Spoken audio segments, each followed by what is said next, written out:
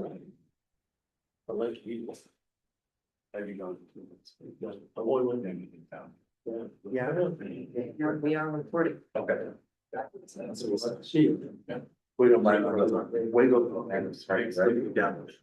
Nice. Good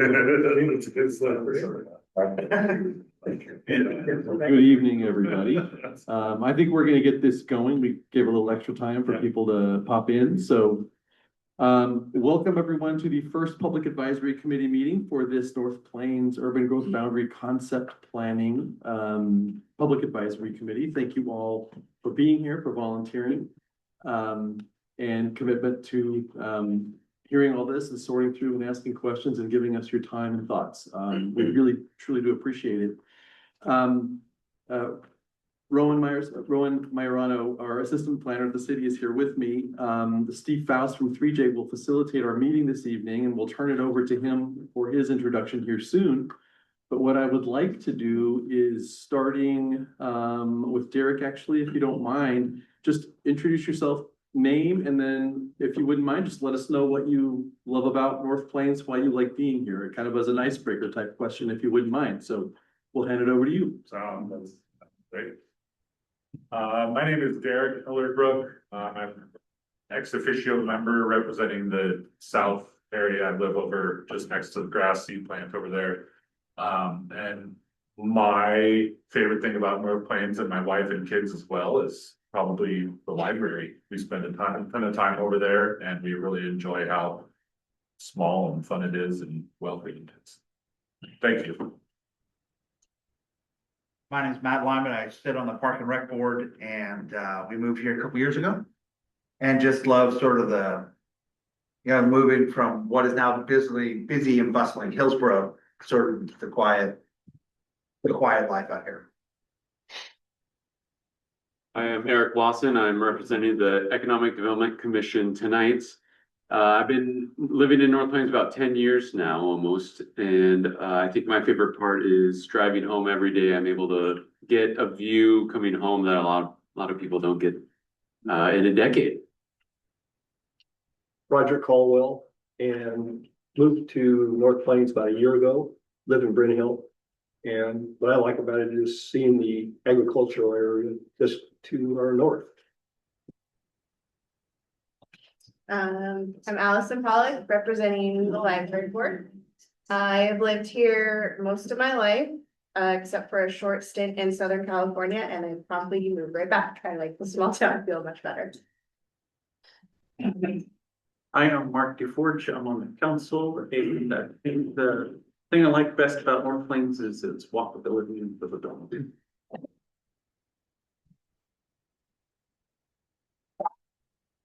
Don Weber. I am representing the city council, a new person there. I've been in North Plains about 5 years, live in Sunset Ridge. I love the fact, probably my favorite thing is when I drive back on Highway 26 and all the lights and the buildings kind of fade away and I see all this wonderful green space around Sunset Ridge. And that is kind of combined with the fact that I love to walk and I can walk all the way across the city. I'm proud of myself, and it's only 2 miles. I like that. My name is Stuart King. I'm representing the Planning Commission. Been in North Plains about 31 years. I like the location of North Plains. I like its proximity to access to the coast, to the hills, and into larger metropolitan areas. My name is Eileen Schultz. I have lived in North Plains about 1.5 years in the Bryn Hill area. And I guess the main thing that drew us to North Plains was getting further away from the congestion and noise of Hillsborough. And we just like the peacefulness and the view of our field and the hills and the sunset. We learned very quickly why there's a sign that says North Plains is city to the sunset. There's on. Should it be? Jesse? Live, okay. Butch Kendall, I used to live out in the country back in the sixties. We moved to North Plains, me and my wife, and 3 children in 1973. So I've been here 53 years. When I came to town, I was a bustling town of 400 people. No sewer, no water, hardly anything. 3 people worked in the city offices. So I raised 4 generations here. So I've got great grandchildren, 5 of them. So North Plains has been my town, and I love it. So that's why I'm here. Good evening, everyone. My name is James Adkins. I am here on behalf of the East Area property owners. They've asked me to represent them through this process and sort of be a conduit and share their perspective throughout the concept planning process. I do not live in North Plains, born and raised in Salem, Oregon. I live now over in Clackamas County. My day job is managing a conservation nonprofit, but my background is in housing and planning advocacy. So I'm very much looking forward to being a part of this process and working through it with all of you. I will say my favorite part of coming through here is the food, coming to North Plains. I go to the coast a lot to go fishing, and I always like to stop in North Plains and grab a bite while I can and enjoy the scenery. Thank you. Okay, thank you all. Oh, And- backwards.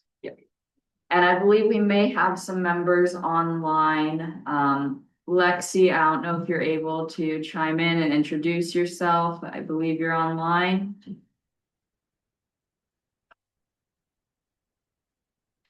Maybe not. Okay. And so I think with that, I'm Rome Maiorano. I'm your assistant planner with the city. As Bill said, I've been here for about 2.5 years. I started as an AmeriCorps member, working on downtown, and then transitioned into land use planning here. My favorite thing about North Plains is the community, how compact and close together everybody is. I started off working a lot with all the community members, and it's been a special time to be here. So thank you all for engaging in this process. It's an important time in the project. Steve, I think I'll throw it over to you and your team for introductions now. Thanks, Rowan. Good evening, everyone. Before I get started on consultant team introductions, I'd like our agency representatives to introduce themselves. So maybe Glenn first and then Todd. Hey, thanks, Steve. Hi, my name is Glenn Bolin. I'm a planner with ODOT here in the Portland metropolitan area, and I'm involved in the grant funding for the project. Good evening, everyone. My name is Todd Borkowitz, and I'm with Washington County Land Use and Transportation. Yeah, we're partners in the growth boundary expansion process. Thank you both. My name's Steve Faust with 3J Consulting. We're a land use planning and engineering firm in Beaverton. I've had the pleasure of working in North Plains for many years now and excited to continue this process with you all. I have a few other consultant team members with me this evening. Maya, could you introduce yourself?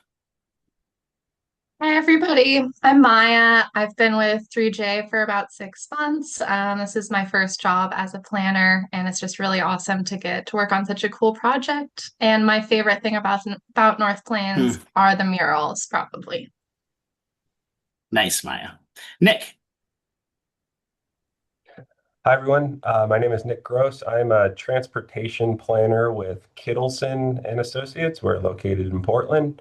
I've been working in North Plains for 5 or maybe closer to 10 years on everything from improved pedestrian crossings to transportation planning, all things interchange area planning, and work a lot with Glenn and Steve. My favorite thing about visiting North Plains, I believe it's still in operation, King Torta. Back to the food piece, I also enjoy cycling in North Plains. I'll pass it to Travis. Hi, thanks, Nick, and hello, everybody. Travis Chappelle, I'm the principal of Resilient Communities, urban designer. We are a urban design and planning firm focused on community resilience and livability.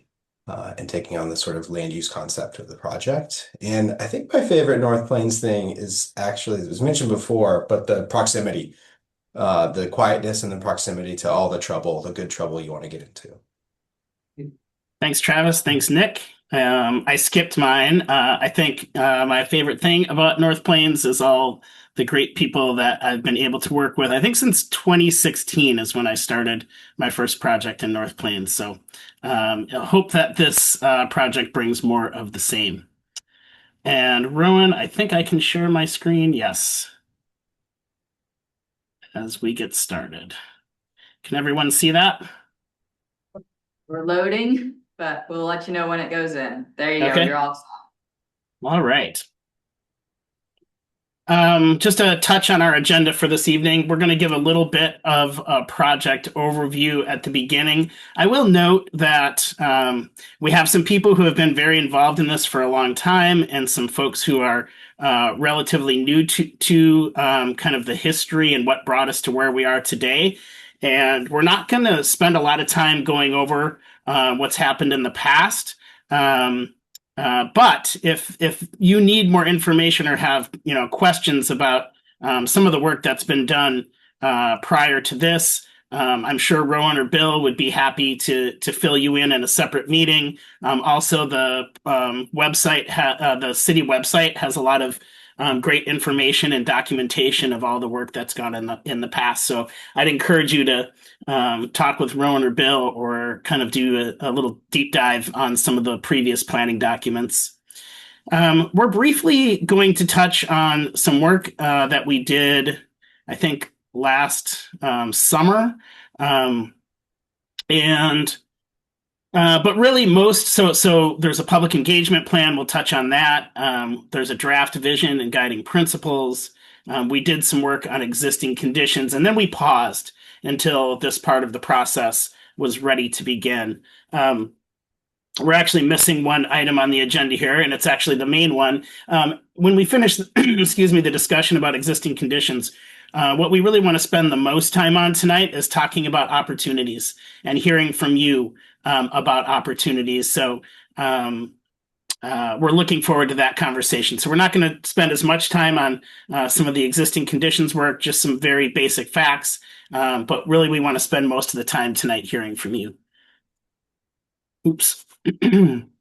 So in terms of a project overview, this concept plan project started as a year-long planning project. We now have about 6 months due to the funding that we received from ODOT. So this is going to be a really quick burn on this.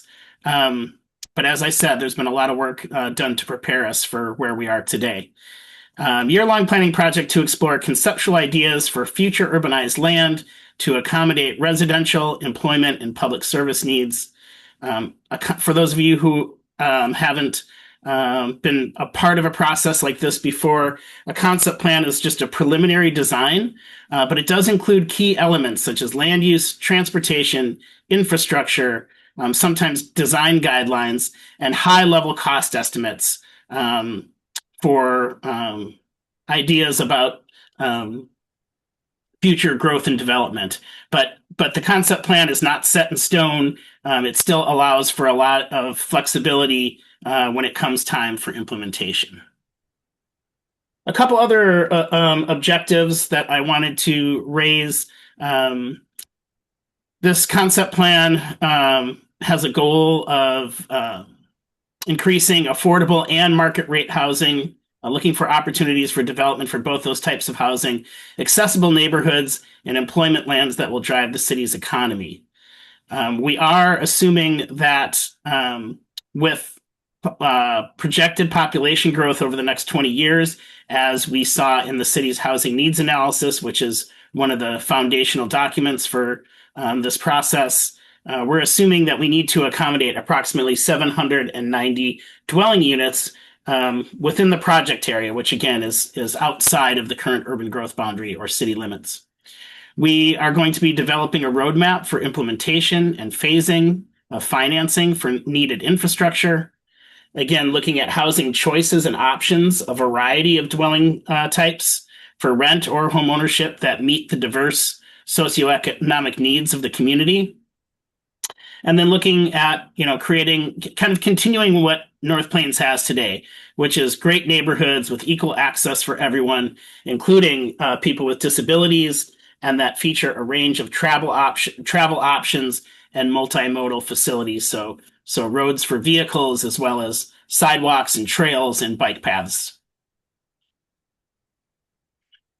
Just a little bit more on the overview, so you understand a little bit of the context for this plan itself. This work is being funded by a grant from the Oregon Transportation Growth Management Program. When the grant was applied for, the intention was that at this point, the city would have an adopted urban growth boundary expansion area that we'd be planning for. As we all know, that's not the case. So when we started this project, for this existing conditions work that you're going to be hearing for the most part tonight, we assumed that the 2023 boundary that City Council recommended, that was our study area for the existing conditions portion of our work. However, as we go forward, and when we're talking about opportunities and constraints tonight, we're going to be using the housing focus map, and I'll show both of these boundaries in the slides that follow. But we're going to be using a smaller boundary, the housing focus map that came out of the ReLook Advisory Committee process as the option that was preferred by most of those members as a starting place for this discussion. A little bit on our schedule. As I mentioned, we have a short timeline. We are here at PAC meeting number 1, our project advisory committee. There also is a technical advisory committee that will be convening in the coming months or month. We have 2 community meetings as part of this process. The first one, instead of 1 community meeting, you may all be aware that Bill and Rowan held 4 kind of smaller neighborhood meetings, I believe in November and December. So that took the place of that first community meeting. And then we're going to be briefing City Council and Planning Commission along the way. So we're in this existing conditions phase, and we're just about ready to move on to developing concept plan alternatives. When we do that, we'll bring those back to you for your review, back to the community, including a community survey. And then through that feedback, we will develop a preferred alternative for the draft concept plan, and then prepare the final concept plan by June 2026. All right, so I mentioned that we prepared a public engagement plan. And we have some objectives for what we want to accomplish through our community engagement, really ongoing community engagement that's been taking place over a long period of time. So we want to make sure we're informing the community with timely and accurate information. We're partnering with city and agency representatives to ensure that decision makers and regulators and partners are involved in the decision-making process. Educating community members about land use planning and this decision-making process, consulting the community, and that's what I mentioned with that previous diagram, through a variety of stakeholder interviews, these project advisory committee meetings, our public meetings, online surveys.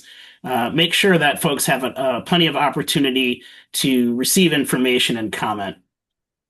And then finally, we're doing our best to reach a diversity of stakeholders who reflect kind of the whole of North Plains greater community. As I mentioned, our public advisory committee, this group is going to meet 3 times. This is the first of 3 meetings. The technical advisory committee will also meet 3 times. We'll be doing 2 planning commission and city council briefings. We will be conducting some focus group meetings with some of the populations of North Plains that might be a little more difficult to reach. We'll be holding, as I mentioned, we were scoped for 2 community meetings. The first of those has been accomplished through the work of Bill and Rowan, but another one, we'll hold a second one once we have alternative concepts to share with the community. That will include a community survey for people who can't make those meetings in person. There's also a project webpage, which if you haven't seen it, I think it's pretty easy to search for on your web browser, but I'm sure Rowan can direct you to that page. And then to advertise the community meeting, we will prepare some materials for the city to do that outreach. The second thing we did was prepare a draft vision and guiding principles. By the way, Rowan and Bill, if there's any questions along the way, I can't really see the room, so you're going to be my eyes in the room. Thank you. So, Can I jump in? Steve, I want to follow the format of the meeting. Do we just participate, or is there going to be a session that you're setting Steve, aside? do you want to take questions as you go, or do you want to wait until the end of each section or until the end of your presentation? I think the end of each section makes sense. So if people have question about the project overview or community engagement, I'm happy to take those now. I'd like to chime in on project overview, if that's okay. Sure. So I don't know if you can see me, Steve, but I'm on the council, and I'm hoping to clarify that the committee is going to produce inputs for council choices and not limited to committee decisions. And I'm going to be concerned about financial risk, who pays if something doesn't work out, and when do choices become irreversible and council choices become limited? Yeah. As I mentioned, we are going to be developing project, costs associated with the concept plan, as well as we have one of our consultants not on the call tonight is an economic firm that's going to be helping with, if the city moves forward with this concept plan, what are the funding mechanisms available to the city, especially for needed public infrastructure. As part of this process, and I'd like Glenn or Bill to correct me if I'm wrong, but this process itself doesn't result in any decision making, or the city is not committed to doing anything as part of this process. Is that correct, Glenn or Bill? Yeah, we are, we're hoping to develop a plan that the city council wants to move forward. Obviously, well, not obviously, zoning and comprehensive plan amendments cannot be made outside of the city limits. So this will become a piece of work for the council to decide what to do with moving forward. And there's no city money on the hook for this.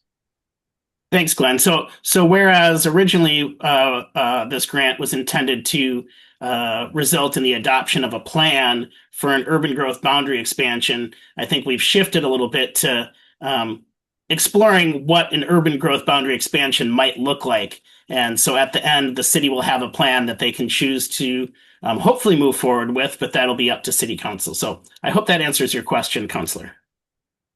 Thank you. Any other questions at this time? Okay, Steve, I think we're ready for the next section. Okay. So yeah, vision and guiding principles, building upon project objectives. It helps direct our planning and what we're trying to achieve and our outcomes, and are used to evaluate plan alternatives. And so we read a lot of existing documents looking for goals and policies that we could include when developing a vision and guiding principles. You can see those there, the 2035 vision statement, which actually I'll share in just a moment, the 2021 housing needs analysis, the 2022 economic opportunity analysis, the TGM grant application itself, and what we heard through the urban growth boundary relook process. So for those of you not familiar, this is the City of North Plains adopted comprehensive plan vision statement. In the year 2035, residents of North Plains enjoy a safe and welcoming community as a livable place for people of all ages. North Plains is an independent community within Washington County that maintains a small town character while accommodating current and future residents. Citizen participation is strong, and community members can see the results of their involvement. Community gathering places and events form the heart of North Plains. And then I'm not going to go in detail through each of the sub bullets, but the guiding principles, and actually I'll pause to mention, you all received packets, I think about a week ago from Rowan. It's a lot of content, and if you have questions tonight, happy to answer those. If you have questions and get a chance to read more thoroughly after this meeting, just let us know. And let Rowan know, share your comments with Rowan and Bill, and they'll get back to us as well. But some of the key guiding principles when we look at our alternatives are, does it provide for diverse and affordable housing? We said both affordable housing and market rate housing is a goal of this project and the grant funding. Balancing growth and livability, something we're always seeking to do. Thinking about safety, walkability, and access. Economic vitality and job creation. Certainly that's been an important topic of conversation in North Plains, and we want this process to contribute to that. Transportation and connectivity. I heard some people talk about walkability.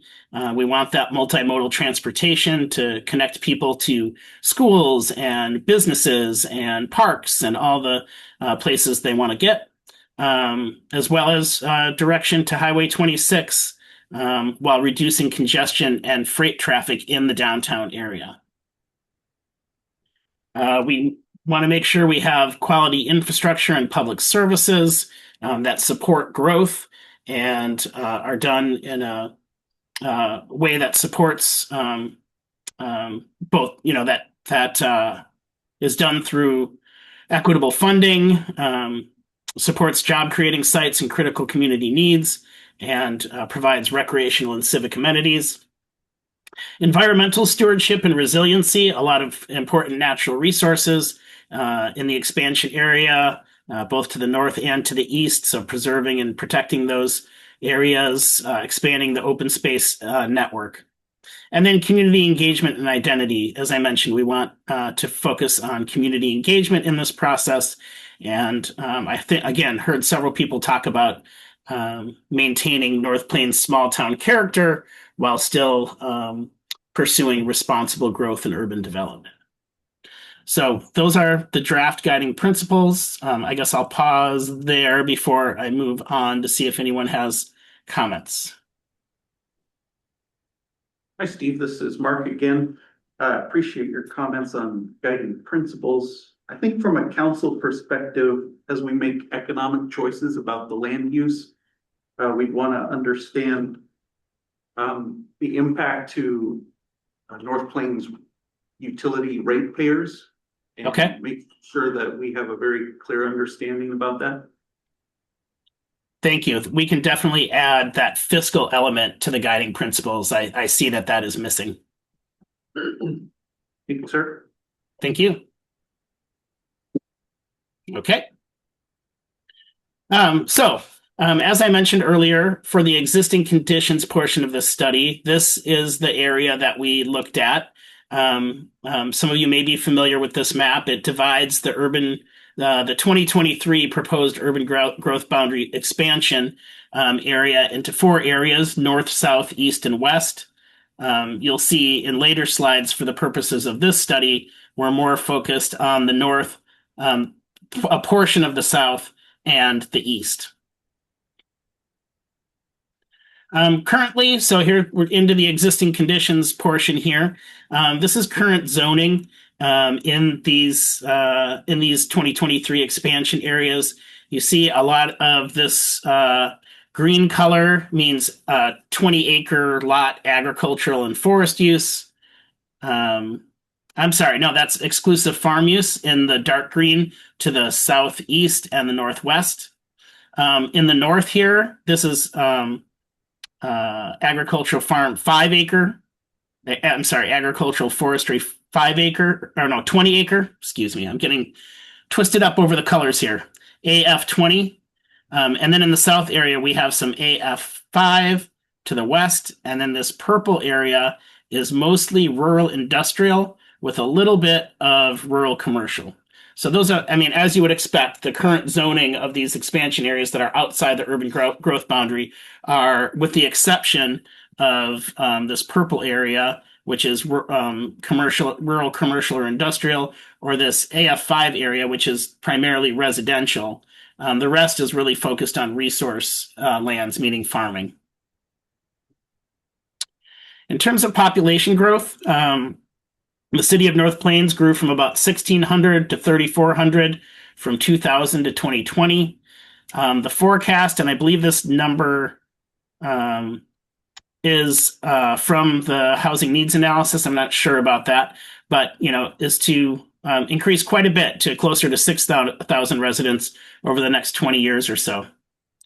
In terms of employment lands, you all know employment lands are largely concentrated along major corridors: Commercial Street, Glencoe Road, West Union Road. Just a note that about 98% of residents work outside of the city. It's one of the things the city's been focused on, trying to rebalance that a bit, providing jobs in the city for people who live in the city. And the 2022 Economic Opportunities Analysis identified a need for up to 687 acres of employment land. Again, that up to, I want to emphasize the up to, because it's really up to the city as to how, if and how much they want to grow for employment purposes. In terms of housing need, the 2021 Housing Needs Analysis said the city needed about 1,350 housing units by 2040. With the Bryn Hill neighborhood and infill development in place, so some of that need is being accommodated within the current city. That results in about 790 units that are needed outside of the current urban growth boundary. When we translate that into acres, that's about 128 acres to accommodate those housing units, with 70% of them being single-family units and 30% of them being multifamily units. Excuse me. And then an additional 40 acres are needed for parks. So 168 acres for housing and parks, and then up to 687 acres for employment. I'm going to hand it over to Nick to talk a little bit about the next few transportation slides. Great. Thanks, Steve. Hi, everyone. Again, Nick Gross. So I am representing the transportation niche area and expertise on the consultant team. I'm a transportation planner, and like I said in my introduction, I've had a history of working in North Plains. So in looking at existing conditions in North Plains, the city, like many cities in the state of Oregon, you have a transportation system plan. We often abbreviate that to TSP. And the city's TSP was adopted in 2019. So that's actually relatively recent compared to some other cities, but it is creeping up on the notion of being outdated. What a TSP does, it sets the vision, the future vision for your transportation system. It analyzes your existing conditions and it identifies future needs. To address the needs that the city has identified, it produces a list of projects. And you have, which is shown here, a number of projects included in your transportation system plan. These are things like sidewalk infill, or the addition of bike paths, trails. Maybe it's a roadway improvement project. The big kind of but or if here is that the transportation system plan only identifies improvements within the existing city limits. So the areas that Steve just highlighted outside of the current city limits, outside of the urban growth boundary, the TSP does not provide new roads or any kinds of improvements, and that is part of kind of the high-level planning that we're going to be doing as part of this project. There are two other documents that are very relevant to planning for this project, and they are called interchange area management plans. There are two.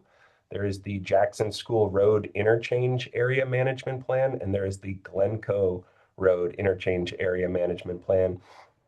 An interchange area management plan, often called an IAMP, again, we really like to abbreviate things. They're almost like a transportation system plan specifically for your interchange. And generally what they do, They look to keep traffic flowing safely between the freeway and local roads. They protect the function and capacity of an interchange as areas grow. They coordinate future development and road improvements with local land use plans like this, and guide policy, roadway design, and access management around the interchange. If we go to the next slide, now I'm going to shift to some high-level takeaways and preliminary planning that we've done for the areas outside the existing city limits, the areas that Steve was just noting, thinking about multimodal considerations. When I say multimodal, I'm talking about whether you're walking, you're biking, you're driving a heavy vehicle, a freight vehicle. So we've looked at each of these areas and included a couple key takeaways here as it relates to access, safety, connectivity. The first is our south area. This area is unique in that it's the only area south of US 26. US 26 naturally serves as a barrier to the rest of the city. So you can imagine if you'd like to walk from kind of the core downtown area to the southern area, there's going to be some challenges in doing that. However, on the flip side, if you're driving or if you're a heavy freight vehicle, there's immediate access to this area.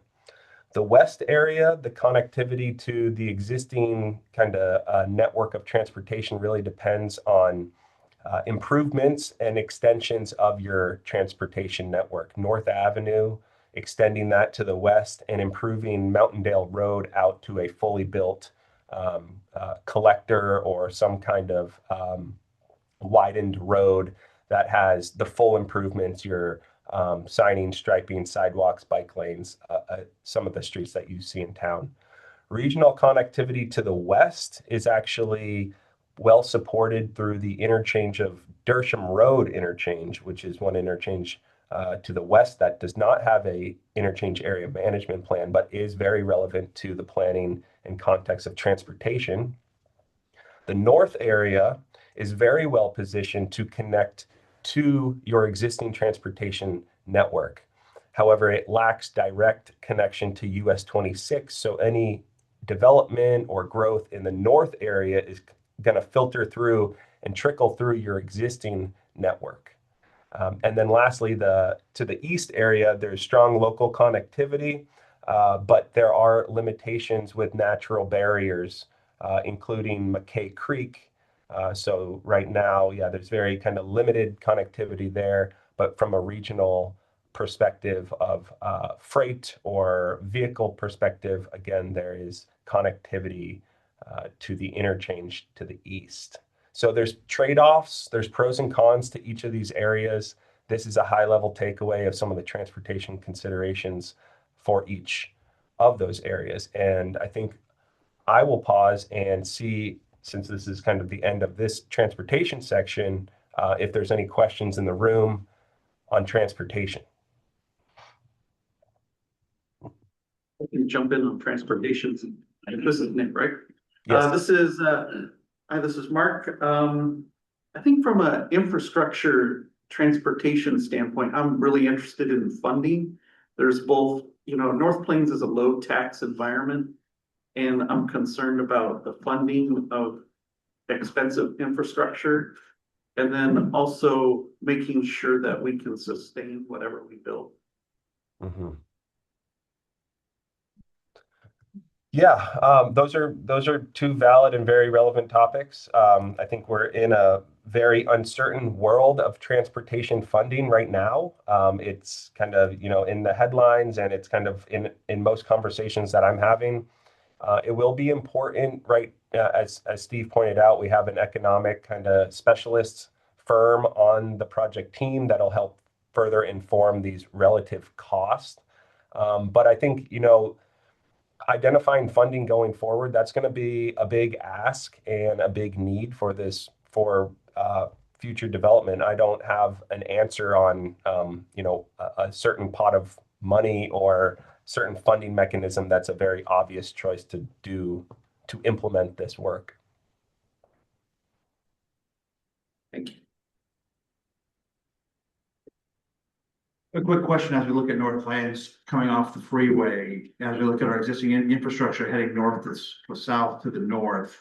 Is that close to capacity or how is that rated? Is there plenty of capacity in the existing infrastructure heading north off the freeway there or like, I wouldn't quite know how to measure that or stars on a board or checker. But is that a pretty heavily used infrastructure relatively, or is there quite a bit of room for increase? I guess that would be Glencore Road heading off the freeway.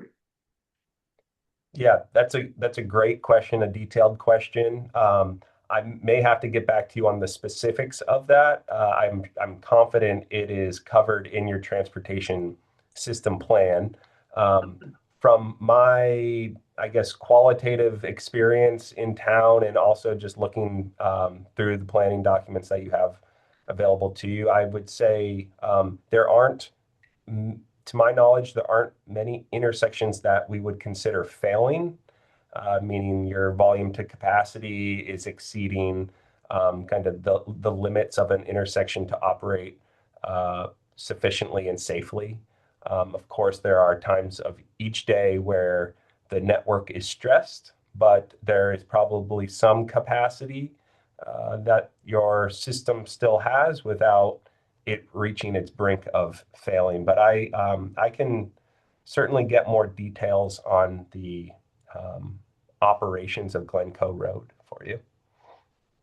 Hey, Nick, I can give you a little bit of, maybe you can make guesses from this, but the off-ramp, the eastbound off-ramp on 26 there has just over 10,000 annual average annual daily traffic. I'm assuming a road like Glencoe probably has a capacity of what, like 28? So 24. Yeah, that sounds about right. Okay, appreciate that. Appreciate the insight. Any other questions for Nick? Okay. Well, unlike Nick, who is an expert on transportation, I am not an expert on infrastructure, but I work with people who are. So I'm just going to go over some of our assessment of those UGB expansion lands, which, as you could expect, don't have a lot of urban infrastructure. Most development currently utilizes wells and septic systems. The areas are not within a stormwater service district, and an extensive infrastructure and investment will be necessary if and when the city decides to expand and see development happen. In the north area, sorry, I think this is meant to say there isn't any existing or planned storm and water facilities. Sanitary facilities will need to be upsized. To the west, which again, we're not going to move forward with, but I'll just say there is some existing storm facilities in some areas there with some upgrades required, some existing sanitary, but a pump station would likely be required. And again, upgrades would be required to water services. To the south, there isn't any readily available sanitary or storm facilities, so mainline extensions will be required. There is existing water, but that will require the addition of a new, this said PRV earlier, I had to look it up, a pressure reducing valve to the JWC supply pipeline. And then the east area, there is existing sanitary, storm, and water facilities. There is a fire flow deficiency in the northeast portion that will require some upgrades. So as you would anticipate, not a lot of urban level infrastructure in those expansion areas. So in a second here, Travis is going to take us through a preliminary list of opportunities and constraints to help you start thinking about what opportunities you see in this expansion area. But I wanted to kind of recenter us on, this is the housing focus map that was preferred by most of the participants, not all, but most in the relook from the most members of the relook advisory committee in terms of a starting point for us to have this conversation. So this is the boundary that we are going to be using as we move forward. You can see in this, there was some preliminary thinking about where residential and employment uses and open space would go, but we're not beholden to those. It was more helpful in the exercise to determine how much land was needed. And so here is the boundary, the purple line here is the boundary that we are going to be working with as we develop land use and transportation alternatives. With that, I'm going to hand it over to you, Travis. I kind of move things around. I have the maps first and some of the bulleted ideas afterwards, but I can switch back and forth. Just let me know. Yeah, thanks, Steve. I think right now we can start with the bullets, and then as we open up the discussion, maybe we'll sort of pull through. So thank you. Well, thanks for being here with us today. Again, Travis Chappelle with Resilient Communities. We're really kind of leading the charge behind the land use concepts. We really like to start with opportunities and constraints. This is kind of the launching pad of the conversation that's going to develop into these concepts, and we're going to go through a couple alternatives and refine those with you all. The great thing about it is like we've sort of taken a lay of the land with the existing conditions, identified a couple of things, kind of current successes, things that we think we can build upon, things that we can kind of unlock, something associated to the guiding principles and vision of the project. These will be further developed. They're abstract quite at the moment for the most part, although there are a couple components that identify like specific extensions of streets or things like that, but they're pretty high level at the moment. As we develop the concepts, you'll see them refine, and some things may be not continued forward, and sometimes we'll discover new opportunities, etc. And a lot of the conversation that we're going to facilitate just after going this list is really about what's missing, what are people excited about on the topics that we're going to cover of opportunities, like where have people seen successes and challenges before, in order to continue this work into the next stage. So with that, the opportunities themselves that we're seeing right now is really establish new parks to serve the existing and the new neighborhoods. There's a strong park system, especially with the recent sort of housing expansion, and a couple what we describe as like frameworks, how parks are interacting with the community and the existing and the expanded communities. And so we want to build on those and also make sure that the park networks feel like they're connected to the other, like the entirety of the cities, increase that walkability that I heard a couple folks kind of talk about earlier. On that, improving the pedestrian and bicycle infrastructure along the primary streets, again, kind of connecting these new neighborhoods, these new developed lands to downtown and then throughout each other.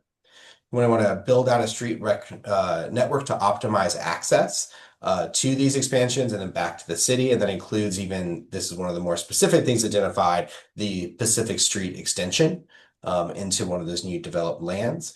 I will say not only is it about connecting it to the existing city and all the existing assets and making sort of one uniform growth, but also optimizing and laying out the street for economic success and also unlocking a lot of the other goals that are associated with just how you lay out land development. We want to facilitate safe routes to school.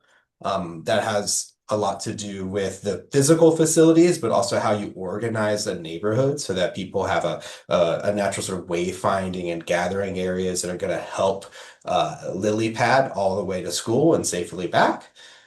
Look into expanding transit services in these areas. That's not only about getting transit into the residential neighborhoods for folks who are traveling outside, but also serving and maybe even sharing facilities with the industrial areas so that people are able to commute and reduce impact on traffic coming into the community as these expanding manufacturing and industrial facilities come online. Also want to improve that north-south pedestrian and bicycle connectivity across Highway 26. That's quite a big lift. I don't think I've never met a person who really enjoys biking across a freeway bridge, but still improving that the best we can is really important for the community to feel cohesive. Steve, you want to know the next slide? Thank you. Explore green building techniques and land development techniques kind of along McKay Creek and the riparian corridors to really support, again, some of the sustainable and resiliency focused priorities. It's also just good sense to not necessarily fight nature and sort of look at it to help solution to meet those goals. There is a lot of flooding and exposure along that creek, and we want to make sure to be very sensible, both in the sense of protecting that asset, using it into making access to the community, because it also really contributes to folks' well-being and overall health, while also exploring into opportunities to really optimize how land can come together as a function, and knowing, like, you know, if flooding happens, work with our natural solution, look at opportunities to create greater open space by creating accessible open space that's floodable. It sort of takes on these other components versus something that we're trying to, again, sort of constrain and overly control. Looking to understand and embrace the regional gateway, giving a sense of identity that feels right at that arrival moment off the highway. Explore how this community, this expansion, both residential and industrial, really contribute to a regional commercial corridor. And this will be a lot with the economic analysis as well, kind of guiding us to understand what's viable there, what is most fitting, what is best to support that community, both on the regional commercial corridor, which is really about supporting the commuting days, sort of in and out of the city, and then also the neighborhood serving commercial corridor along commercial street. So what can we improve in this area, encourage in order to capture more of your day-to-day activities there? Improve the primary and secondary intersections, right? So we have large roadways that sort of transverse across the city, and then they have these pivotal moments that then connect into these expanded areas. And so wanting to make sure that entire journey is really cared for. Then continue urban form with the recent residential developments. This is really quite important that as things grow, they don't feel like there's a harsh transition between them, and things that are being successful in one neighborhood extend that success into others. It also allows for a lot of optimization behind the infrastructure and how we handle road systems and maintenance and overall durability and cohesive identity. Right. We haven't talked a lot about the character within these opportunities, but that is something that the concept plan will explore. And so making sure that there is just a continued aligned urban form and urban character between the entire city. And it doesn't necessarily have to be uniform, right? I just mean something that is intentional and reflective of you all. Situate the North Industrial Development, or the new industrial development, with convenient access to Highway 26. This is first and foremost about reducing the impact into the city itself, into the community. It also aligns with some other just needed goals, such as not putting housing next to the highway for noise concerns, air quality, et cetera. And so finding the right way to position the open space, pathways, everything that's going to actually be the most beneficial, the sort of optimized benefit for the community. And I think the use green building is a repeat on the slide. So I think we're going to move over to constraints. A little bit of a lower list right now, but as we explore, these are things that continue to pop up, and then we use the opportunities to solve these constraints. And you'll often find that an opportunity and constraint actually talks about the same element and just two sides of it. So there's an isolated downtown core. That's meaning about really referring to the recent growth and where we see this growth happening in the city, and the isolation of those communities, those growth areas to the existing downtown core. And so when we talk about improved walkability, improved streetscape access, et cetera, that's in order to mitigate that constraint. There's also large legacy industrial sites. Those are scattered throughout the downtown area, most of the existing development area. What we want to do is sort of have an intention set as this sort of area transitions, to have an intention set of how those are also going to contribute into future development, future investment in the area. And then large legacy parcels that are consistent of the parcels that we're looking at for this. Transitioning what are large legacy parcels, whether it be through land deals or the deployment and the staging and phasing of infrastructure and development, are just very complex, and being kind and very curating of how that sequences and how that comes together is really important to us. the constraint of Highway 26. Nick mentioned it earlier. It's a barrier between the north part of the city and the south. And so being able to find ways in order to bridge that in the best possible. And then the flood risk and wetlands, right, that mentioned earlier. There is a significant riparian presence along that creek, some pretty impactful floodplain into the development lands. And so again, finding a solution that is 1 + 1 = 3 for the community versus forwarding a development that's actually going to try to constrain that with an aggressive flood wall or something like that. And again, but always with the towards of like, what is the best solution for the community?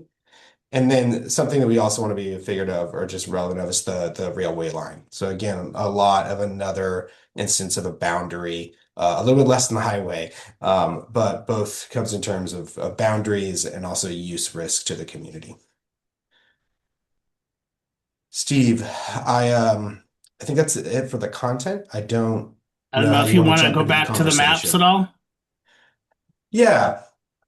I mean, what I think it's worth as you all are in this process, and I know it's volunteer time, right? These are part of the existing conditions report. And so there's a small description and then again, kind of description of the opportunity and the constraint that's keyed into the map. So just want to mention that as a sort of notable resource. And then there's also a number of sort of environmental analysis maps that go into this. And so when we talk about where we're starting on the framework, the key things right here, we'll start with where I is, and I is just simply representing a larger or the equivalent amount of open space that we would project for what was the original kind of expansion of North and West. It's not placed in any form that is design, similar to a lot of the color bubbles that you've seen today. The intent is actually saying, well, we have a water element here, right? And so in order to steward the land development correctly, that we're going to want to situate that open space most likely around that. And then again, talk about how it's going to integrate into the existing open space framework, which there's a lovely linear park, and I'd love to hear. I think it's on Yorkshire. Like that's one armature that could easily expand into this new area. And so again, we want to know that sort of what's working well in these park spaces for you all currently. So yeah. Sorry about that. Oh, you're good. Can you go back to the north real quick? Yep. Yeah. So there's the interface of that. And as we kind of implied, this where F is, you see where we're hoping to expand that residential, and then the key elements of finding corridors where we want to connect to Commercial Street and the rest of the existing downtown framework, and those key intersections that we talked about, where those will become sort of like the shaking hands between a lot of these things, and where we do see improvements already in place that it's helping make that connection. If you want to pop down to the next map now. So very similar things, right? So we see a large open space that's anchored along the creek, a roadway connection facilitating from the Commercial Street into this new neighborhood, all the way reaching into what the sort of a recent development towards the east. This one gets a little tricky and abstract because what we do know is like we want to most likely anchor and grow off the existing residential, where that buffer between industrial and residential is not established, and is something to have a really intentional conversation with, especially to you all, about how much you want to integrate, where it feels almost like a natural walk to get to some of these types of workplaces, but like that aligns to a lot of the sort of in-towning of jobs. Or, how do we set up the proper street networks? And I suspect, by the way, the answer is going to be a little bit of both. But how do we place streets and other types of buffers so that there is, again, space for this quality of life that you all have celebrated and are loved to contain and continue? I think the only one that we've not really mentioned directly, and Steve and Nick, you'll have to correct me, if things have sort of changed, but this extension of Pacific Street into will be a key kind of component of how, we have this very, what I would say is like detached connectivity of the existing neighborhood into. And then once we start talking about connectivity into a town that can form a loop versus one single track, the character and why you build and where you place things and how you interact with your urban environment changes. So we'll just want to be really, really smart about that. Thanks, Travis. Yeah, that's definitely an aspirational project that both provides east-west connectivity, redundancy, as well as, I believe, water redundancy. Great. Well, that is really it for our presentation, and now we want to shift to more of our, hearing from all of you. I'm going to go back, I think, to this map for now because it shows our study area. More than anything, we want to hear what you think are opportunities that we should be aware of and be thinking about. But we also, do want to hear about those constraints and are available to answer questions. But I don't know, Bill and Rowan, if we have hands up from folks who want to speak. We also could kind of go around the table, and have each person kind of talk a little bit about what they see as opportunities and what might be any questions or concerns that they might have. Okay, everybody in the room, do I have anybody who wants to kick us off? Well, Counselor? Don Weber. I am a resident of Sunset Ridge. On the map, we're currently surrounded by mostly green space. The projected growth would take away almost all that green space. So on a practical level, we had a meeting at Sunset Ridge. I'm outside a lot and talked to the people in my neighborhood. I would say it's probably 95% against the growth around us. It's actually, especially the large buildings, the housing has less anxiety. I attended also the early meetings, and at the early meetings, we talked about basically being a bedroom community is bad. You don't want to be a bedroom community. The implication was you can't be one. And I guess on a practical level, like when I talk to the people of Sunset Ridge, can we decide North Plains wants to be a bedroom community? Now, the way I've approached that discussion with them is at some point there may be a need. We're going to need some finances, perhaps some sort of levy. So we talked about as an option. I said, okay, let me give you an example. Would you support a $25 a month levy? They said, I think I would. It looks to me when I do the numbers, that would generate maybe $500,000 a year for the city of North Plains as a discussion. So what I would like to ask you, if you could prepare for the next meeting, unless you already have it, that's an example of how we could get $500,000. Probably the most negative energy I pick up in our city and in my neighborhood relates to the giant big buildings. And the example of that, the brand new one, the ASLM building on West Union is a brand new building. And that would be the perfect example. It's a 10-acre project, big building. If you could produce for us next meeting, what is the income to the city per year from that building? And then, of course, we can figure out the per acre income. Because basically the challenge I would put back to you is, I know a $25 levy, if the citizens approve it, gets us 500,000. How many of those type of large buildings do I need to get the same amount? 500,000. Like I said, when I talk to the people around North Plains, very few of them they don't like the looks of it. They don't like that building. They don't feel like the workers don't come here. They don't live in North Plains. They don't shop in North Plains. So what's the value of that building?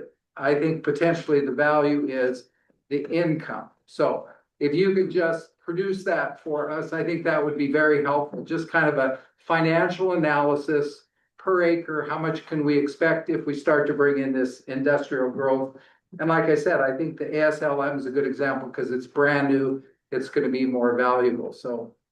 Thanks, Is Counselor. that a reasonable request? I'll give an answer and then Bill might want to follow up with what I have to say. Regarding your first comment about levies and things of that nature, that's really not within the purview of this project. What we're trying to do is explore what an urban growth boundary expansion might bring and what that might look like for the city of North Plains. So that doesn't really fall within our purview. To your second question, I would think that we could do some, research as part of our alternatives process, using existing conditions like the 2022 economic opportunities analysis to look at. And I know Bill has done, work and research on what employment lands bring to a community. So I think we can provide some information there. Bill, did you have anything? What I'm asking is something very specific to make it easier in a way. Like if we could just, I get a little frustrated because I haven't heard any exact numbers. So if we could look at ASLM, a very expensive 10-acre building, how much per year does North Plains get from that type of building? Another example would be a business. A relatively new business is Taco Bell. If I bring in a Taco Bell, I think that's an acre or two. How much would I expect per year from that? I'm just asking for some specifics because, and again, I understand the levies outside of this, but I think some specific numbers that relate to the buildings in North Plains, it would just help understand this. Bill, I'll defer to you on that. No problem. So FCS, the consultants on the consulting team, their charge later in this process, as a result of this committee's work and the different outreach elements of this project, their charge is actually to put together infrastructure financing, planning information, and that will be kind of the delving into those questions. But until the community and this committee goes through and figures out what the map can look like in the future, it's too early to begin to use a specific building to project revenue long-term. It's too early for that. And so the process will move forward and FCS will take up this topic during this process. Yeah, I'm just saying, I mean, I would disagree on that because I think a foundational issue on whether I want to grow with industrial buildings is the income. If we're going to say, because without the money, almost nobody I talk to be honest, wants them for North Plains, unless the money is so significant. Now, okay, you can speak, there could be examples of that, but my neighborhood, Sunset Ridge, we've done a lot of polling. Again, if the income is significant, that's a valid reason. But I would say that number needs to be shown earlier, not later. Don't tell me to approve a bunch of growth and then later say, whoops, we didn't get any money. Show it to me before. That would be my request. Thanks, Counselor. And certainly, as mentioned before, no one's going to be asked to approve any growth as part of this process. Let's continue on. Do we want to go just around in a circle, Rowan, or do you want to continue to call on people? We've got some interested members. Stuart? Okay. Stuart King. One of my big concerns about any expansion on growth is considering to the east. We've made a commitment for residential expansion to the east, and it's kind of set out there with no real connectivity to the rest of the city. And I think it's important that we protect the area around it because that area was bigger and then got cut down by the state. So there was supposed to be more housing. So we need to work on a project to buffer that area from any other type of uses, be it light commercial, then into some industrial closer to the highway. One of the concerns about these two is it is mentioned in our TSP, the extension of Pacific Street into the east area. That would be mainly a loop system in case there's any accidents or anything, for instance, a west union at the bridging, so that you have additional transportation loops. Also in our water master plan, there's a loop line water system that's supposed to go across that Pacific also, which is very important for the city for water looping. And I think as far as our park systems, going along McKay Creek to enhance those areas would be really important. There could be nice parks along there.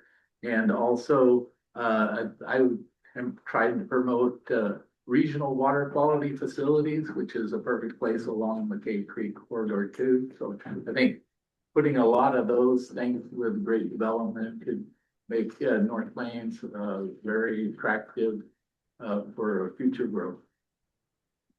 Thank you. Stuart. Anybody else want to volunteer their thoughts at this time? Can I jump in? Counselor? So I noticed a slide with a bullet point on the JWC. So will you be communicating like risks or dependencies to the council as we interact with other agencies so we can make choices? I mean, we'll certainly provide more information about what is what would be required for needed infrastructure. I think I'll have to get back to you on what that exactly looks like. We'd have to talk about what you might mean by risks. But we definitely will be providing more information as we move forward about what infrastructure is needed and what the at a high level, what the steps or process would be to implement that. So I would think that would include, any partnerships that were needed and kind of what the typical process is for that. If I might, Steve. Sure. We have some folks who are in attendance because this is a public meeting. And as is our tradition, at the end, after the proceedings of this meeting, if the public who are attending have comments or want to say something, we welcome that. But we would just say, for folks visiting and not part of the committee or ex officio members, we would ask that you wait until the end and we'll let you know. So thank you for your patience.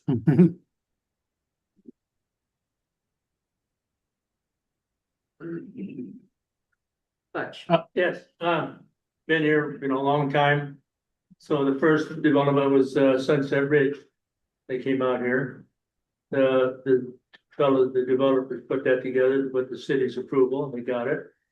Then we come to the Mike Crop property. The voters at that time, could approve or disapprove that coming into the city. Well, finally the state decided that you couldn't do that. The city can't, people in the city can't not let anybody come in. So that got taken care of. Now we've done this one when I was sitting on city council, we put this 800 proposal together and everybody knows how that turned out. But anyway, this is our first time that the city has actually put together something on our own. Most of the time it's been developers. So here we are, and we're looking at putting the industrial area, industrial land. We don't need a lot more housing. We've got all the housing. You might hear Mr. Don here saying we want to put more housing. Well, I don't go for that. I like to see some industrial and resident, and industrial land out there. I think it'll pay the way. Have some residential, but we're inundated with residential. I don't think we want to become a bedroom community of another 400 acres. Doesn't our housing need analysis require 168 acres of housing? 127. Steve, do you want to speak to the H&A? Oh, I think Stuart just mentioned it. It's 127 acres and 790 units that are required by the state if the city is to move forward with the current housing needs analysis that was developed in 2021. So that would be part of any urban growth boundary expansion. Thank you, Steve. Matt, do you have thoughts? Yeah, here, thinking about how we make Park and Rec work with this expansion and certainly with the previous city council's efforts that ran into some hiccups along the way. I think as we expand and, add homes, that we take a pretty serious look at adding something significantly on the recreation side, whether it's a rec center, but something like that to get people excited about this expansion, because there's not a lot of positive energy about it. I don't have any data behind that, but just walking around being a part of things. But as we look at doing that, let's do something. We did some great parks out in Bryn Hill, yes, but something that's significant that it can say, yeah, but this is for the citizens of North Plains. Thanks, and I'll briefly mention one of the things that members of the RELIC Advisory Committee talked about was this reservoir and the opportunity to build a large community park with, surrounding a water feature. And that's different than a community center. I recognize that, but that is something that a lot of people were excited about. Just wanted to mention that. Yeah, so Eric Lawson with the Economic Development Commission. Steve, do you know just off the top of your head, or if it's in here, the acreage of that north expansion around the reservoir? If that would just that whole north section? Correct, yeah. Let me take a look. And the reason I'm asking is if we were to capture that with all residential, how much of the required acreage from the housing needs analysis would be captured within that north area, so that everything else aside from connecting the city center to the current east development, how much would we need? I think this whole area I'm looking is about 90 acres. I don't know exactly how many acres the reservoir takes out of that, but I know this whole piece is about 90 acres. Okay. So that's been the purview of the EDC, is to develop more recreational residential around that reservoir, and then focus any kind of more industrial and even some lighter commercial closer to 26 off the Jackson School Road exit. In the original planning, we've been involved for a number of years here. In the original UGB expansion, we were proposing more of the industrial out west, off of the Dersham exit, so that you could route any heavy industrial machinery, deliveries, etc. On 26 out to the Dersham exit and not need to route it through town. One alternative is coming back east, the opposite end, and routing trucks just off the Jackson School exit, so it's not congesting through the Glencoe exit and up through some of the residential infrastructure. So from my purview, the EDC, we would much prefer a focus of that residential recreational in the north, and then a preference of more industrial and commercial land closest to 26. And then as you move up Jackson School Road north, it dissipates more into residential, and as Stuart mentioned, kind of more of a buffer as you get into the new school and neighborhoods there. And Eric, I'm going to correct what I said earlier. The 90 acres in this area is buildable acres, so that would not include the reservoir. So there's about 90 acres of land available for either park or residential development. Yeah. Okay. Thank you. Yeah. Thank you.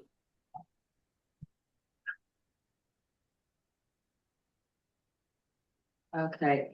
For everyone in the room, I'm going to pick on you a little bit now and ask for a little bit of thought from everybody, starting with Daniel.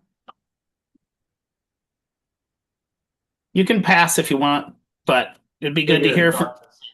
Straight out, but I've lived here a long time, lifetime resident of the area, 30-something years here in town.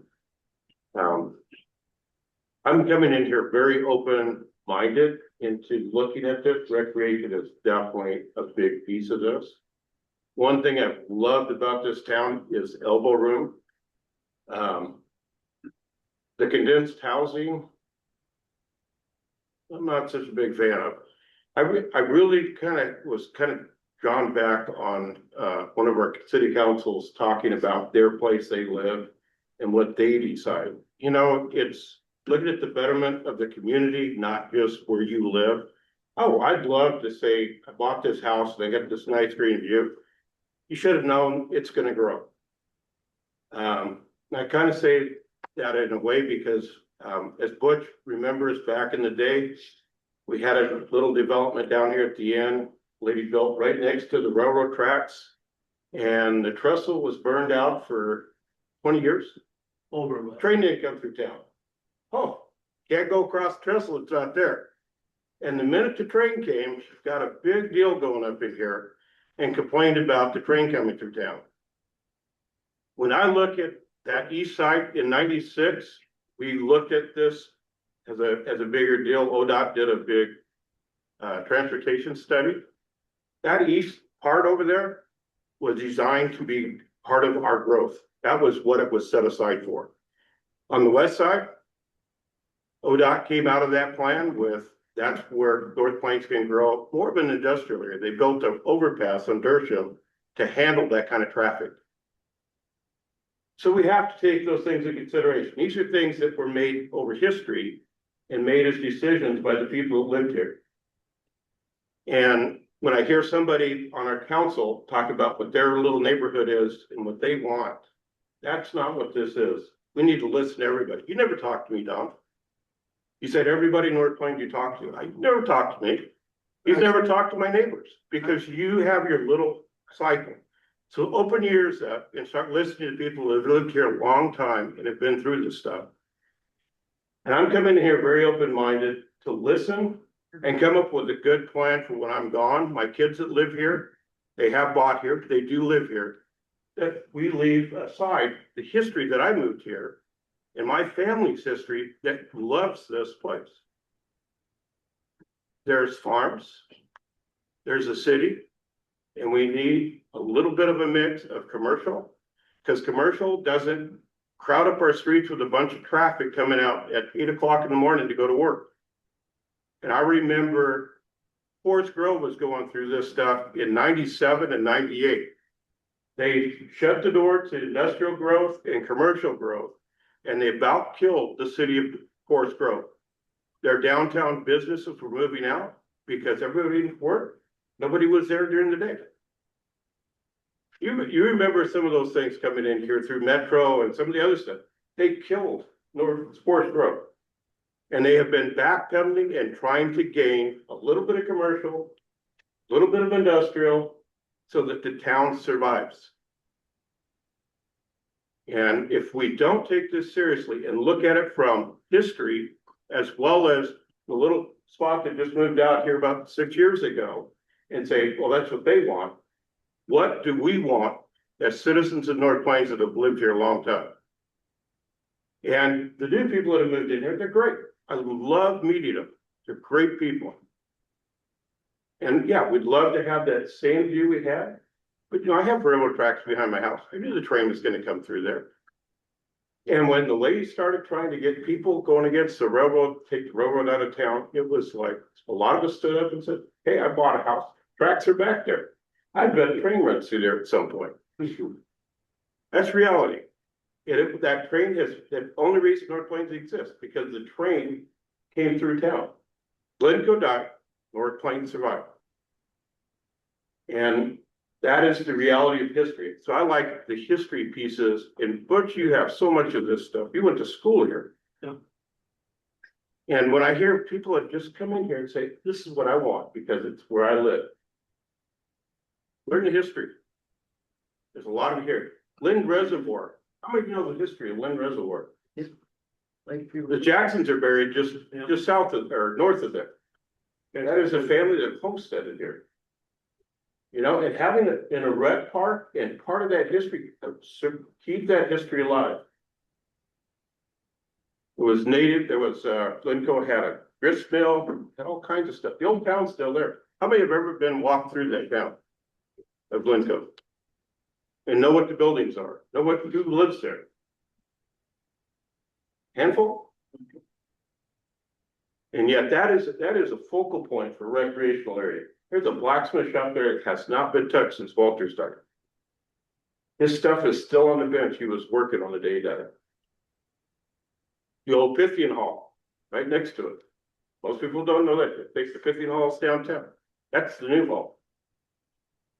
So I want to have that history preserved. And that's Thanks. typically recreational deals. If you look at old towns where they've developed around those things, they highlight those as parks. Yeah. A little bit of commercial, a little bit industrial. I don't want to see nothing but houses out here. Thanks, Daniel. Appreciate you bringing that history to the table. I do want to make sure as we continue to go around and hear from everybody that we have enough time for public comment as well before we wrap up. So let's try to go about 2 to 3 minutes per person. Thanks. Roger, do you have any comments? I'm one of the newbies and I love the area. And I agree with what he was saying. I think we need to keep an open mind as we go through this and figure out what makes the most amount of sense for our little community here. So. Thanks. Allison? Yeah, I'm here representing the library board, but I'm also a teacher in the Hillsborough School District. And as I grew up and I went to North Plains Elementary, the original, and I currently attend a lot of district trainings at the new Quality Ridge School, which is beautiful. But I noticed that there's a lot of district meetings there because there's so many empty classrooms. And so I just hope that at some point we can kind of factor in housing or how it would work out.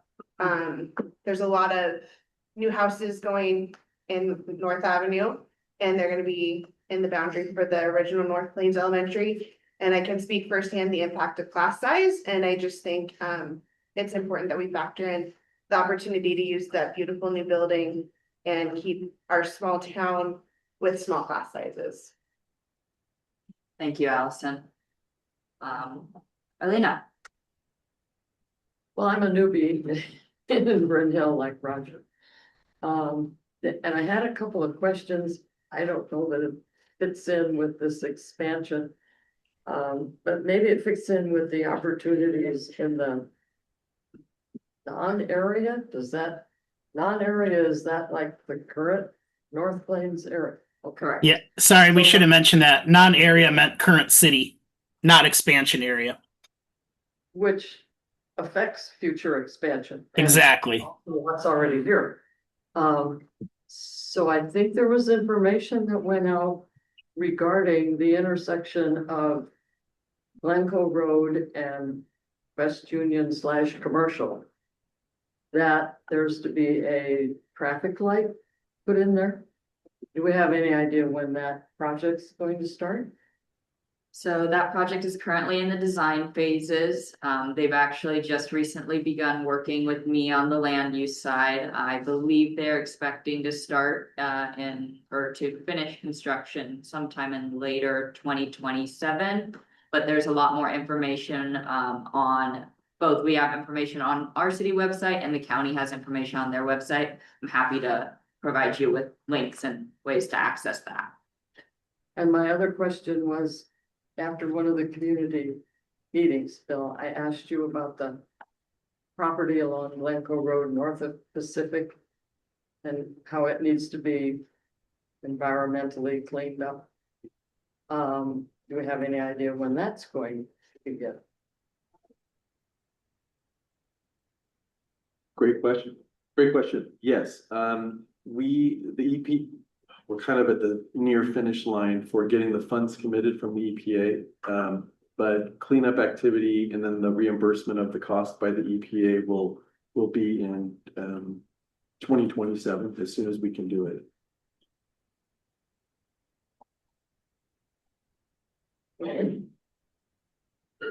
James? Oh, yeah. So I guess just the thought that I wanted to share is I had the opportunity to attend 3 out of the 4 community meetings that Bill and Rowan held leading up to this. And it was very informative. They spent a lot of times laying out the situation for the city of North Plains financially and kind of why this process needs to succeed. What I heard was, yes, the taxes are very low in this area, and most of the funding for the city comes from the water user fee. But that, I think in 2 years may become insolvent. And then the city is gonna be in dire straits, which I don't think anybody wants at this point. And then they laid out all of the possibilities that we're gonna talk about as a group here, how to prevent that from happening. And there is a lot of options, a lot of pathways that we can all come to looking at this balanced approach for the future of the city of North Plains. And it got me thinking about a story for a city that I live nearby called Damascus. Anyone know about Damascus? Well, they incorporated in 2004 because they were concerned about growth in the lands around them, and then decided to disincorporate because they were not interested in raising taxes or fees or anything like that. Or having a government. They liked being part of unincorporated Clackamas County. So in 2020, they actually disincorporated, which I think is the city in the state of Oregon who's ever done that. I invite you all to go visit Damascus right now and see what's happening when you say, we don't want to do it. We don't want to change. We want to keep things kind of the way we are. The city of Happy Valley is about to swallow. If you go out to 224, head out to Mount Hood. I just came back ice fishing on Monday and I was driving back in the dark. The lights are just coming right at them. And it's, I think that would have been preventable. The quality of life may have been different for the people of Damascus. So I just wanted to share that little story and say that's kind of how I view this process and what it is. Thank you, James. Derek? I think I'm gonna pass here just to observe. I've been participant in this thing since before anybody really got involved in it. It's really just an overload of information. I guess maybe I'm not gonna pass. I think I kind of echo what Don's saying. I'm a CPA by trade, and so looking for the fiscal impact of all this and how it will grow the city in a healthy, maintainable fashion. But other than that, I'm a non-voting member or whatever, so I'm just kind of here to watch and see that. Thank you. And then Todd, I know you're online. Is there any perspective you want to add from the county? No, I don't think that I really have any perspective. We're mostly just interested in hearing kind of feedback that people have. And, as folks might know, the county also, at the time that after North Plains eventually approves the North Plains urban growth boundary expansion, the county will need to do the same.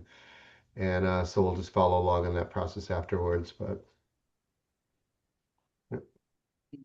Thank you. Steve, I think that's back to you. Glenn, anything you wanted to add as long as we gave Todd equal opportunity?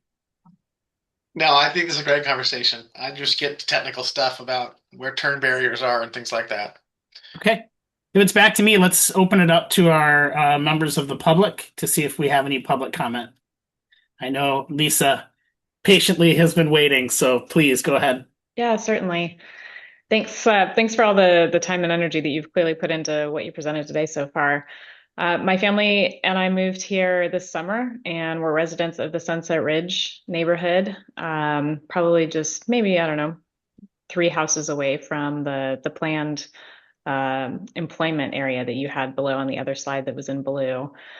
And I just wanted to say we're pro growth and also pro quality of life for the residents. And I really liked what I heard in the December meeting around green spaces as much as possible next to the residential areas. And so I just wanted to kind of put in a plug for, if we could make that space that's immediately adjacent to the neighborhood, something like, community gardens, where people could kind of sign up for plots.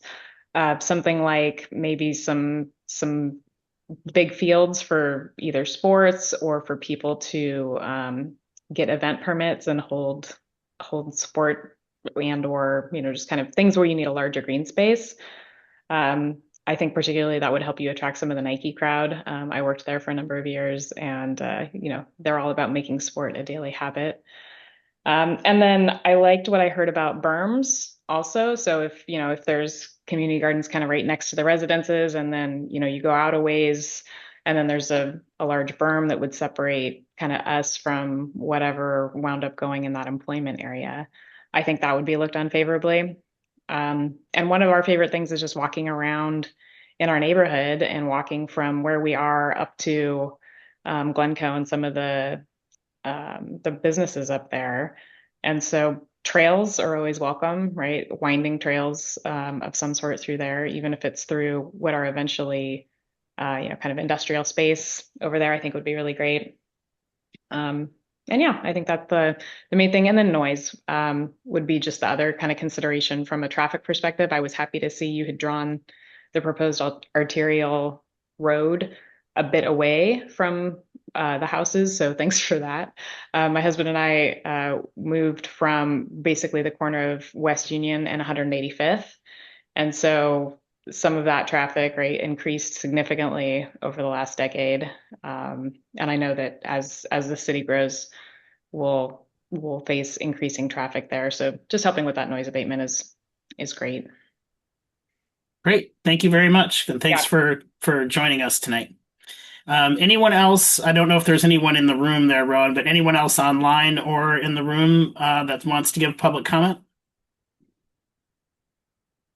That last caller is interested. We have room on the park board right now. Nice. Good plug. Steve, could I chime in with another thought? Sure. So it sounds like there's a lot of uncertainty, and I guess what I'm hoping for a council perspective is that we don't limit future council choices, and we present as many meaningful alternatives as we can so that we can make informed choices. Thanks. And let me, as we get, go ahead. I'm sorry, let me just add that I think that should be one of the guiding principles of the project. Okay. We'll take a look at that. I'm going to go back to the process at the beginning just so I can explain it a little bit more. We are, somewhat limited by our scope and budget in terms of how many alternatives we prepare. That is the next step in this process, to take what Bill and Rowan heard at the community meetings, to take what we hear from you, to take what we hear from our technical advisory committee and our stakeholder focus groups, and develop some alternatives. Three alternatives is what our scope says, I believe.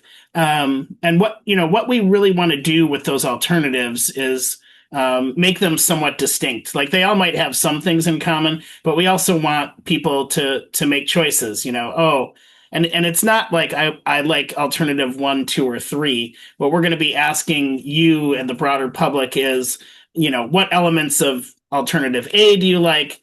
What don't you like? What elements do you like and don't like about B? What elements do you like and not like about C? With that information, what we'll do is prepare the preferred alternative. Now, those original alternatives don't go away. The city has that information if they ever want to go back and look at some of the options we presented in that stage. But based on what we hear from folks, we want to develop that preferred alternative. And of course, that's what allows us to answer some of, at a high level, some of the questions we've been hearing about, what infrastructure would be needed to do that? What would the costs be? What might the funding sources be? And really get into a more detailed conversation about what that would look like. And I think answers to those questions is what a lot of people have been looking for. That will help ultimately the city make a decision about its future. So that's what we have ahead in terms of timeline. And I hope that, at least in part, responded to your comment, Counselor, about, how we approach the alternatives process and what that will look like going forward. Thank you, Steve. Maybe just a follow-up. So as you, Bill, Rowan, consider all the information you've received and you're developing your preferred choice, does the council weigh in before those choices are made, or does that happen and then we're presented with a choice? I think here's how that would operate. So we'd get the information back from the community. We would, to the best of our ability, say, we heard from the community that they like these elements of A, these elements of B, these elements of C. Let's do our best to kind of bring those elements together into a new preferred alternative.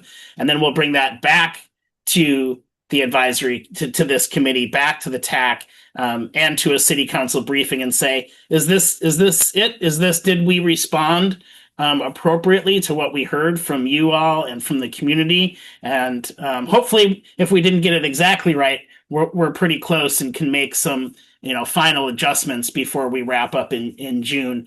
And then again, the city will have this this concept plan that says this is what future growth could look like, and here's the implications, some of the implications of that future growth, and now this is a tool you can use to make some decisions.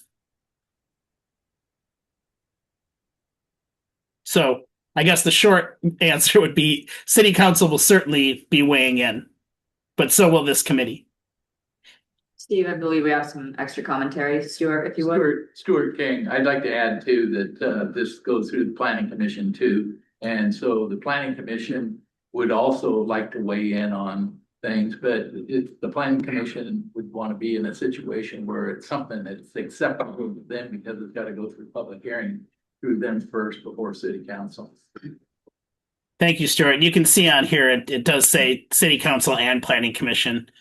Sorry for omitting that, but yeah, Planning Commission definitely plays a role in this process as well. So with that, if there aren't any other comments, we can let you all go home a little bit early, but what you can expect from us, I don't have the exact dates up in front of me, but over the next, I would say 4 to 6 weeks, we'll be developing these alternatives, and we'll want to come back to you in probably the March timeline, sometime in March, have our next committee meeting where we'll be able to share these alternative growth concepts with you and talk about them. So that's a rough timeline for when you'll hear from us again. I'm sure Rowan will be in touch in the near future to set that date. Rowan? Steve. Yeah, Bill, go ahead. Sorry, I just wanted a little bit of a housekeeping item. Just as a reminder, we have some folks here who represent different city boards and commissions. You're the diplomat from your board or commission or city council. During the course of this process, your charge specifically as the diplomat is to, of course, communicate what you heard and was discussed back to the body from which you came, and then to bring questions, points of view, of course, back to future meetings here. And so as we move forward, if you wouldn't mind, if you're a representative of one of the bodies of the city here, it would be helpful for the record if you have a question or something to say, if you would distinguish whether it is from the body you represent or if it's your personal question or comment. Because I go to all of the body meetings here at the city, and there are only 2 bodies, the Planning Commission and the Economic Development Commission, who have as a body taken any position on this formally. So I would just say this is a process to inform all of that, but if you do have comments or questions, please distinguish if it's a personal one or if it's representative of your body. So thank you. And Bill, if you want to kind of just wrap us up, I think that's all I have for today. It was great to hear the perspectives around the room, and we look forward to bringing you some alternatives to dive into at our next meeting. No, I mean, thank you, Steve. Thank you, everybody. Just as a reminder, as this goes along, we will have a technical advisory committee, the city, the different utilities that serve the city to take a look at this. county land use and transportation. There's at least one state agency and a few others kind of on the economic development and the housing end of things that will be meeting in parallel track during the day and at different meetings, and they will kind of help inform the process. So we got a lot of good technical questions tonight. That process will help answer some of those questions too. So don't feel like you're being left hanging when they get to work. That will inform that as well. But just thank you, everybody, and we look forward to seeing you at the next meeting. Thank you. Thank you. Thank you, Steve and everyone. Okay. Thanks, everyone.